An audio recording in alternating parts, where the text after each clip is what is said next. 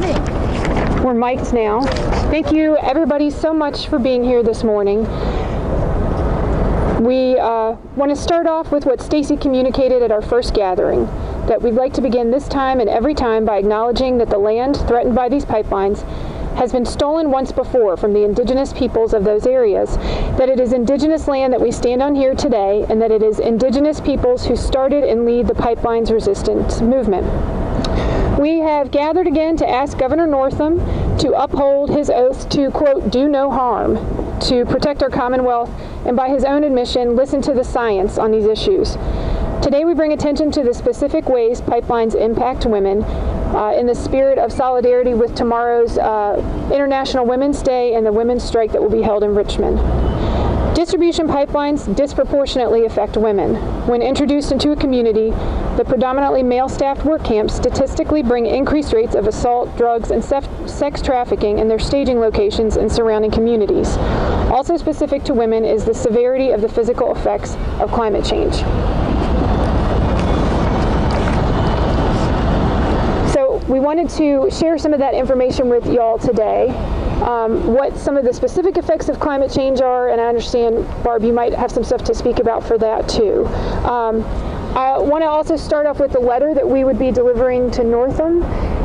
This is included with a packet of information that we have for him that has climate change information and information about man camps.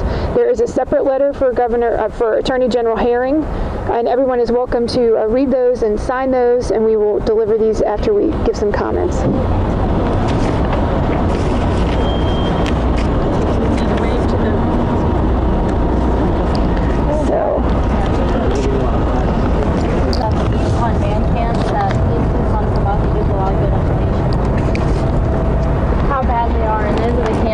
Governor Northam and his Attorney General are going to be allowing to come to Virginia if these pipelines are allowed to go to the construction phase. So, a pipeline endangers women and girls. That's because in this country as around the world, extractive industries create so-called man camps. Places where male workers often work 12-hour days, are socially isolated for weeks or months at a time, and live in trailers in parks that extend for miles. Many men retain their humanity, but as advocacy organizations like First Nations Women's Alliance have noted, these man camps become centers for drugs, violence, and the sex trafficking of women and girls. They also become launching pads for serial sexual predators who endanger females for miles around.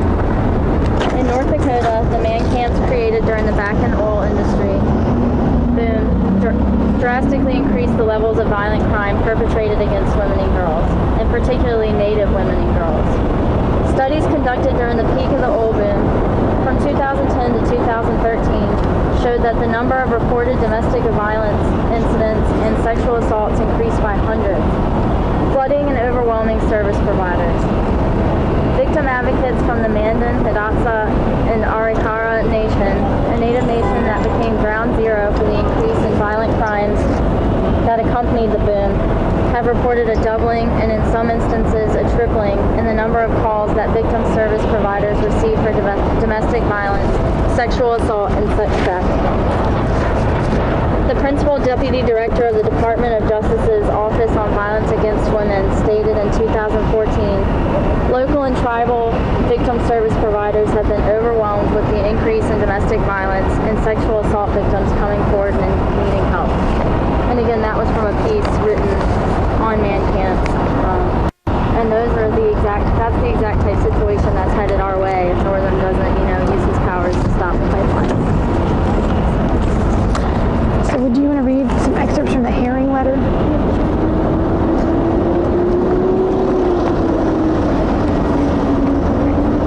So here is the letter we'll be delivering to Attorney General Mark Herring, who also should be using his powers to stop the pipelines. In solidarity with tomorrow's International Women's Day, we ask that you take immediate steps to ensure that the safety of our unnecessary and ruinous frack gas Mountain Valley and Atlantic Coast pipelines. Distribution pipelines disproportionately affect women. First, through the introduction of predominantly male-staffed work camps, which statistically show increased rates of assault, drugs, and sex trafficking in their staging locations and surrounding communities. And second, through the physical effects of climate change proven to be more harmful to women. At the January 22nd Women's Rights Rally, you remarked that in 2017, we got up and we stood taller and stronger than ever before, becoming a brick wall for women's rights. We need your help for the fight for a healthy, environmentally just Virginia. And so, in the spirit of that, we're going to deliver these asks to them in the letter.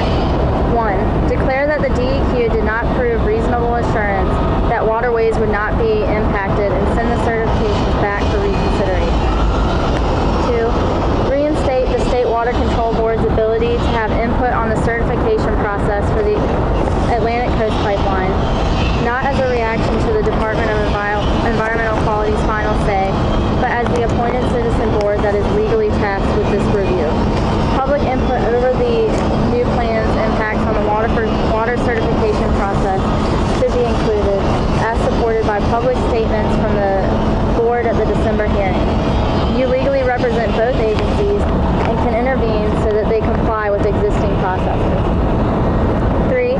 Challenge the legality of the memorandums of understanding that Governor McAuliffe signed with ACP and EQT that released them from any monetary liability above the amounts listed, which were $58 million for Atlantic Coast Pipeline and $27.5 million for the MVP. These agreements were made without public notice and do not provide any funding for the localities along the pipeline paths. 4. Connect your advocacy for women's rights to the impending safety and health effects the potential construction and operation of 2 new frac gas pipelines would have on Virginian women. That's what we'll be delivering to Attorney General Herring. So I'll go in the opposite order and just kind of read from the letter we have for the governor today, and then I'm going to turn to say a little bit of climate change information, and then Barb, if you want to share what you have, and then we'll go into some chants together. So this will be the third letter that we've dropped off for the governor.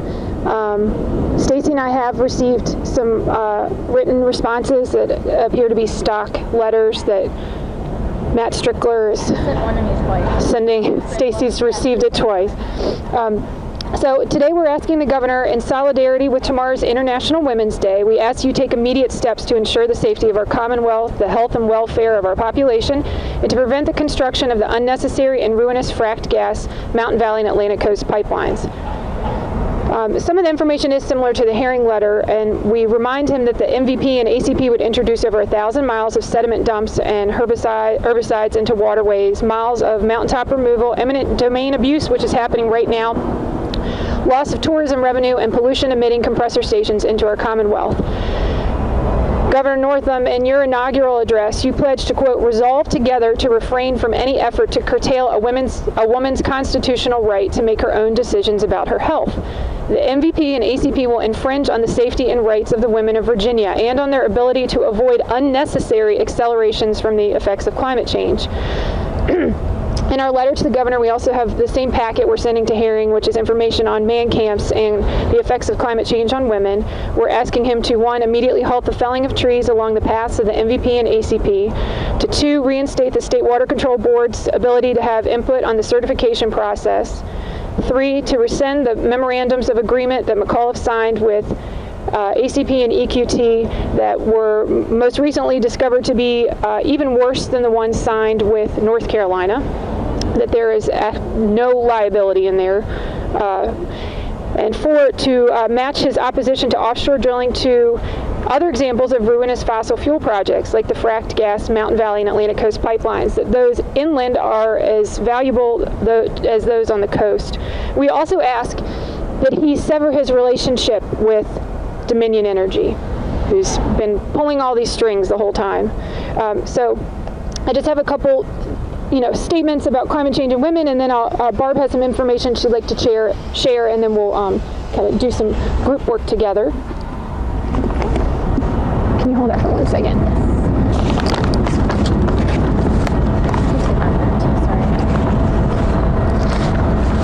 I'll just give you everything. Okay, so this is, some international research and just kind of pulling some information from that environmental degradation exerts an increasing toll in social costs and non-renewable natural resources in the developing world. Environmental burdens in terms of health outcomes are very unevenly distributed, and they affect the poor disproportionately. A large part of the world's population is exposed to traditional environmental hazards and modern hazards from pollution and depletion of resources. This double burden of risks has a stronger gender dimension, affecting women differently than men. And what some of the research was pointing to is physiologically, it can have a more severe effect on females.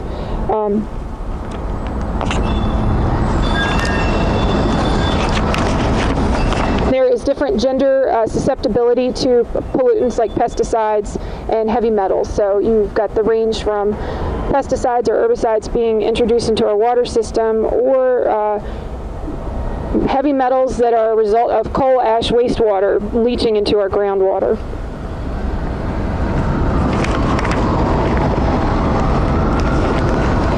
And I think I'll actually, Barb, you had some information about the effects of fracking on women, if you'd like to share that. Can I say one thing? Yeah.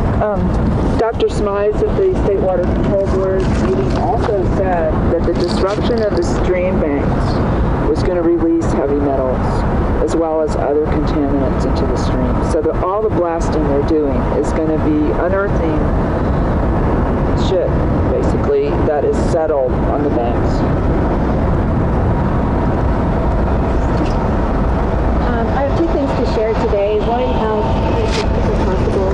One is a new study published March 1st in the March 1st journal, issue of the journal Endocrinology by senior author Laura Vandenberg, who's a researcher and assistant professor at the University of Massachusetts Center for Public Health, and Stephen Nagel, who's a researcher and associate professor of obstetrics and gynecology at Northern University of Medicine.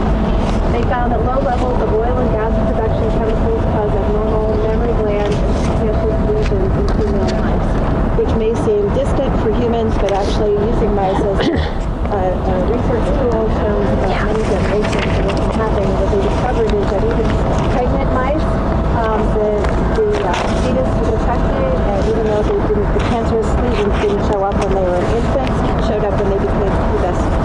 So these effects of chemicals have a long-range effect.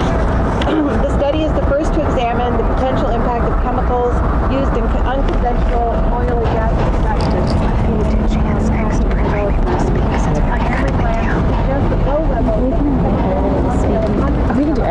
Including many with endocrine disrupting activities, commonly found near fracking sites, may spur abnormal development in women's breast tissue. I'm going to condense this and say the findings are important as more than 17 million people in the U.S. live within a mile of an oil or gas well or pipeline. Hydraulic fractured wells now account for about half of U.S. oil and 2/3 of the nation's natural gas, according to the U.S. Energy Administration. As all these chemicals are water-soluble, the links between natural gas pipelines carry methane gas mixed with these toxic chemicals. They leak, and the contamination of soil, groundwater, and water sources is therefore significant. In Virginia, there's no question that the two proposed natural gas pipelines will leak, as has been documented in the more than 200 pipeline systems that total more than 305,000 miles of interstate infrastructure pipelines in the United States.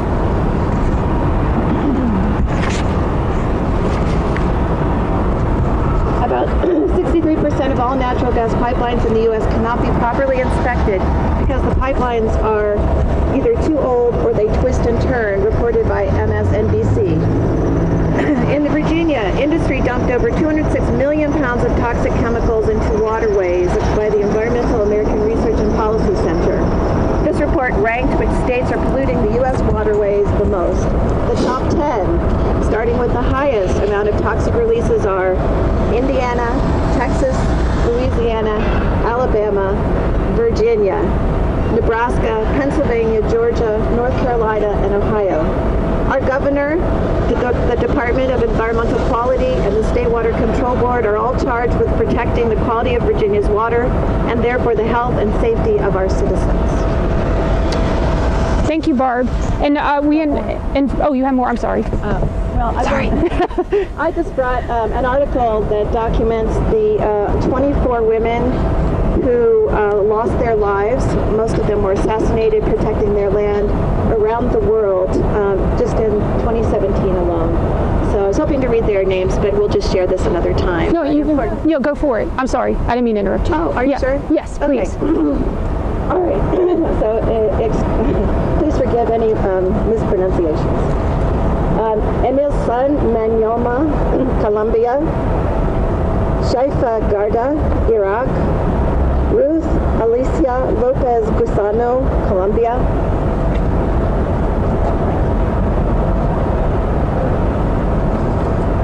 Shirley Montoya, Honduras. Miroslava Breach, Valduce, Mexico. Miriam Rodriguez Martinez, Mexico. Yorianis Isabel Bernal Varela, Colombia. Patricia Villamil Perdomo, Honduras. Micaela Garcia, Argentina. Nestle Oxmichita Sarabia Reina, Mexico. Idali Castillo Narvaez, Colombia. Leonela Tabsdasan Besladilla, Philippines. Mia Manuelita Mascareñas Green, Philippines. Laura Leonor Vasquez Pineda, Guatemala. Gary Lankish, India. Oruba Barakat, Syria. Efigenia Vasquez Astudillo, Colombia. Jennifer Lopez, Mexico. Daphne Guarana, Galicia, Malta. Asim,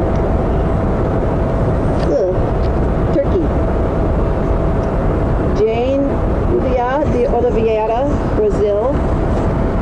Rosalind Abaniel Evara, Papua New Guinea. Luis Yeni Montano, Colombia. Katia Martins, Brazil. Maria de Lourdes Fernandez Silva, Brazil. So these women in 2017 lost their lives protecting their land. And as you can see, there are more people losing their lives as the escalation of these infrastructure projects around the world increase, and especially indigenous people and women fight to protect their land in a more active way. So if we could just have a moment of silence in honor of these women who lost their lives.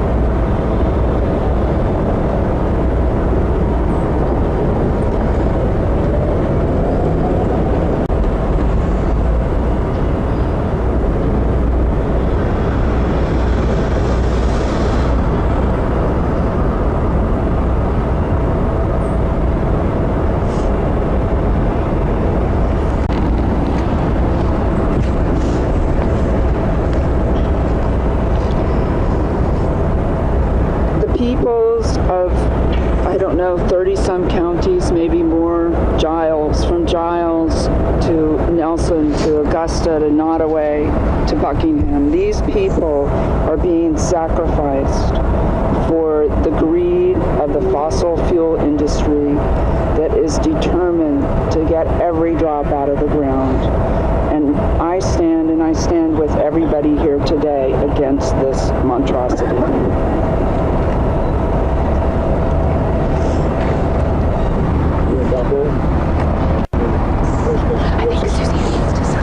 Here in standing solidarity with all the landowners and all those affected by the Mountain Valley Pipeline and the Atlantic Coast Pipeline post-construction. It affects our people too, coming through native lands. We say defend the sacred. We're not only talking about the land and the trees and the water, but we're talking about our women too. Our women are very sacred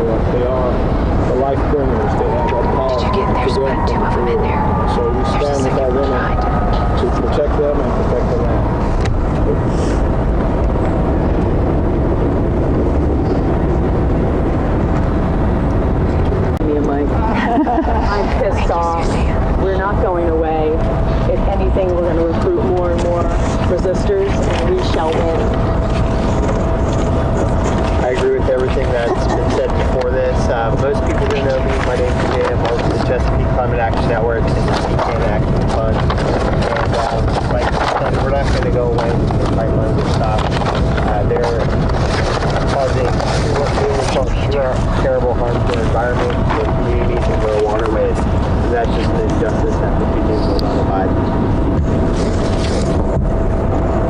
I was actually in the State House the very day that Terry McCollum stood beside Tom Farrell and announced his support for the Atlantic Coast Pipeline and then subsequently for the Mountain Valley Pipeline as well. His response to the concerns with regard to fracking is, well, we're not going to allow fracking in Virginia. Well, frankly, it doesn't really matter whether fracking occurs. We know now that there are serious health effects associated with fracking, not to mention the pipeline safety issues themselves. And I like the sign that says, Governor Northam, you took a medical oath to do no harm. And obviously, this pipeline, the associated fracking, the associated reliance on fossil fuels in an age of climate change will cause great harm. This is clearly an expression of the power of a private corporation to defy the will of the people regarding whether they want pipelines. It's an expression that we don't have control over our land or water or energy resources, but we should take that control and get these pipelines. I'll just echo what a couple other people said, is that we're not going away, and we are going to win this, whether they like it or not.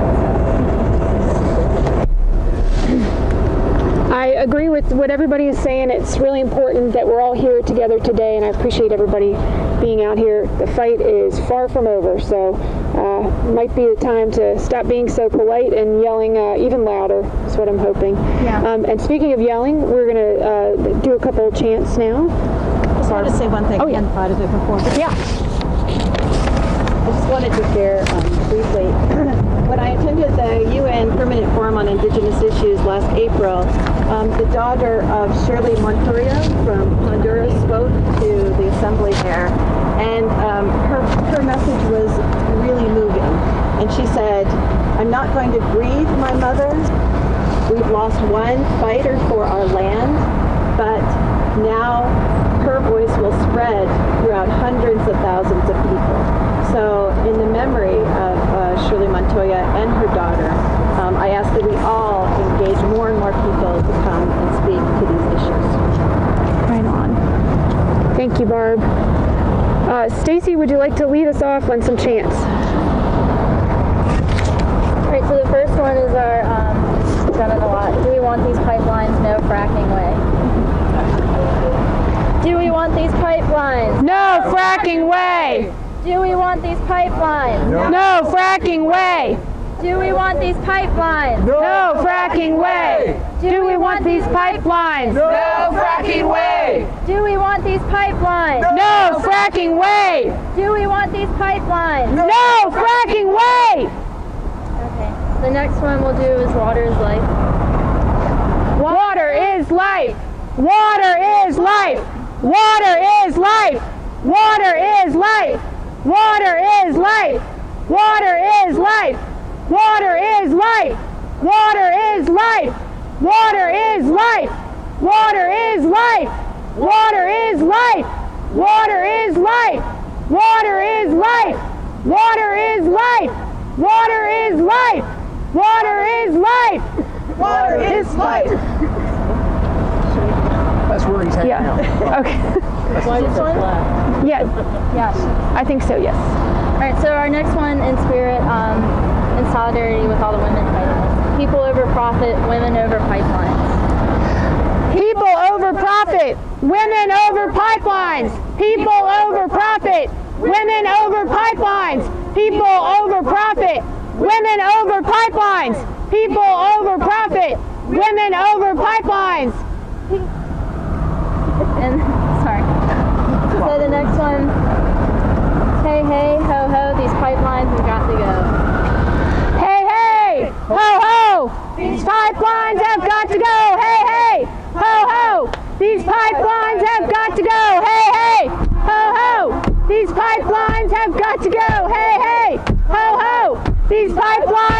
got to go. Hey, hey, ho, ho. These pipelines have got to go. Hey, hey, ho, ho. These pipelines have got to go. Hey, hey, ho, ho. These pipelines have got to go. Hey, hey, ho, ho. These pipelines have got to go. Hey, hey, ho, ho. These pipelines have got to go. Hey, hey, ho, ho. These pipelines have got to go.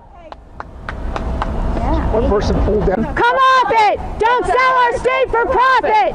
Northam, come off it! Don't sell our state for profit! Northam, come off it! Don't sell our state for profit! Northam, come off it! Don't sell our state for profit! Northam, come off it! Don't sell our state for profit! Northam, come off it! Don't sell our state for profit! Northam, come off it! Don't sell our state for profit! Northam, come off it! Don't sell our state. All right. The last, not chant, but a song. Gonna rise like the water, gonna shut these pipelines down.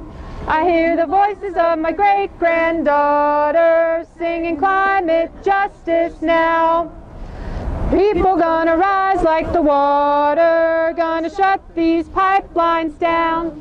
I hear the voices of my great-granddaughter singing climate justice now. People gonna rise like the waters, gonna shut these pipelines down. I hear the voices of my great-granddaughter singing climate justice now.